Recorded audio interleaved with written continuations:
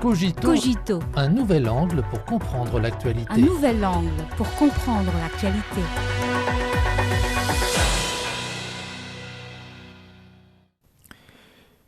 Bienvenue à Cogito. Dans son discours prononcé le 10 octobre dernier, Lai Ching-te, dirigeant de la région de Taïwan, a continué de proférer des absurdités sur des questions historiques. D'une part, il a déformé l'histoire de la Seconde Guerre mondiale et la résolution 2758 de l'Assemblée générale des Nations unies afin de fabriquer une soi-disant légitimité pour faire avancer les activités sécessionnistes visant à l'indépendance de Taïwan. Et d'autre part, il a exagéré la menace militaire de la partie continentale, affirmant que les dépenses de défense de l'île seraient continuellement augmentées pour atteindre 5% du PIB d'ici 2030.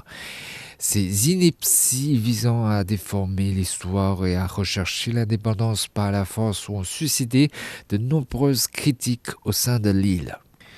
Cette année marque le 80e anniversaire de la victoire de la guerre de résistance du peuple chinois contre l'agression japonaise et de la guerre mondiale antifasciste.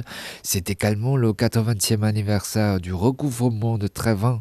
Pourtant, dans son discours, Lai Ching-te a évité de mentionner la victoire de la guerre de résistance ou la défaite du Japon, préférant employer le terme « fin de la guerre », une expression utilisée par les militaristes et les forces de droite japonais pour occulter la réalité de leur défaite. Cela revient à disculper les agresseurs et les colonisateurs de leurs crimes et à trahir la nation. De plus, Lai Ching-te a calomnié la partie continentale de la Chine en l'accusant de déformer la résolution 2758 de l'Assemblée générale des Nations unies et les documents historiques de la Seconde Guerre mondiale. Cela revient à rejeter l'ordre international d'après-guerre et à remettre en cause l'autorité du droit international et à aller en l'encontre de la justice internationale et du courant du progrès. Le retour de Taïwan à la Chine fait partie intégrante des acquis de la victoire de la Seconde Guerre mondiale et de l'ordre international d'après-guerre. Une série de documents ayant une valeur juridique internationale, notamment la déclaration du Caire, la déclaration de Boston et l'acte de capitulation du Japon, ont confirmé la souveraineté de la Chine sur Taïwan. Le contexte historique est clair et les faits juridiques sont sans équivoque. La résolution 2758 de l'Assemblée générale des Nations unies, adoptée en 1971, souligne pleinement et réaffirme solennellement le principe d'une seule Chine. Je cite, « Il n'y a qu'une seule Chine dans le monde et Taïwan fait partie de la Chine ». La déformation délibérée de l'histoire de la Seconde Guerre mondiale et de la résolution 2758 de l'Assemblée générale des Nations unies par Lai Ching-te dans son discours confirme qu'il est bel et bien le traître à l'histoire et le saboteur de l'ordre international. En croire des analystes, si Lai Ching-te a délibérément cherché à nier les acquis de la victoire de la Seconde Guerre mondiale et à minimiser l'importance historique du recouvrement de Taïwan dans son discours, cela semble faire écho aux récentes tentatives de certaines personnes aux États-Unis de ressusciter le sophisme du statut indéterminé de Taïwan, ouvrant la porte à l'ingérence de forces extérieures dans les affaires intérieures de la Chine.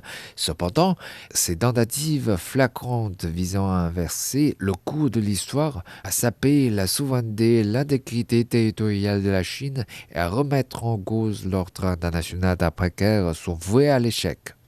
Selon les derniers sondages d'opinion cités par les médias taïwanais, malgré la promotion délibérée par Lai Ching-te de la nouvelle assertion sur deux États et les efforts de désinisation sur le plan culturel, l'identité chinoise s'est nettement accrue au sein des habitants de l'île.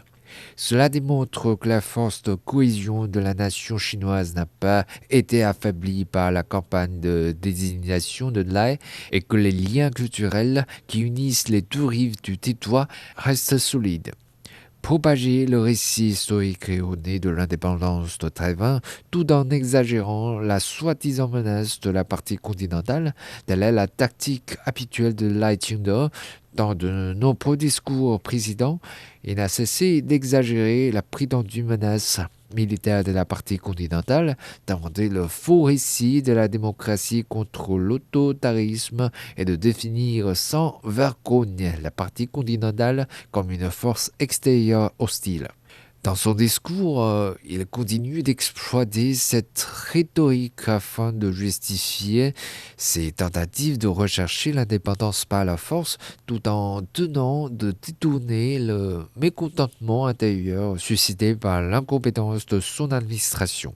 Cela faisant, il cherche aussi à démontrer sa loyauté envers les forces extérieures et à solliciter leur soutien. Sous prétexte de faire face aux soi-disant menaces extérieures, la Chine a déclaré que les dépenses de défense de Taïwan dépasseraient 3% du PIB l'année prochaine, conformément aux normes de l'OTAN pour atteindre 5% du PIB d'ici 2030.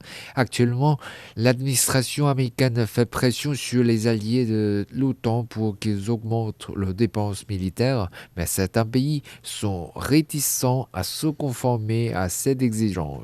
Là, craignant un froid avec Washington, s'est activement aligné sur les normes de l'OTAN, une initiative qui révèle précisément son attitude servile envers l'oncle Sam. Il a en outre affirmé que Taïwan allait accélérer la mise en place du bouclier de Taïwan en collaboration avec les industries de défense de pays avancés. Selon des observateurs, le programme bouclier de Taïwan cherchait à s'aligner sur l'initiative américaine Dôme d'Or et servait les intérêts stratégiques des États-Unis. Cela signifie que Taïwan continuera d'acheter les armes américaines, permettant ainsi au complexe militaro-industriel américain d'engranger des profits substantiels. D'après d'autres commentateurs, dans le contexte où l'augmentation des droits de douane par la Maison-Blanche sur Taïwan a eu un impact significatif sur les industries concernées, les dépenses militaires effrénées de la Chine reviennent à gaspiller l'argent durement gagné par les habitants de l'île et à sacrifier le bien-être de la société locale. L'histoire ne doit jamais être oubliée ni déformée. Peu importe ce que la Chine dit ou fait, peu importe comment les forces extérieures tentent de semer le trouble, la réalité historique et juridique selon laquelle Taïwan fait partie du territoire chinois ne sera jamais modifiée. Personne ne saurait empêcher la tendance à la réunification de la Chine. Ceux qui oublient leurs racines et trahissent leur nation ne connaîtront jamais une fin heureuse. La Chine, ce sécessionniste jusqu'au boutiste, sera condamné à une issue tragique.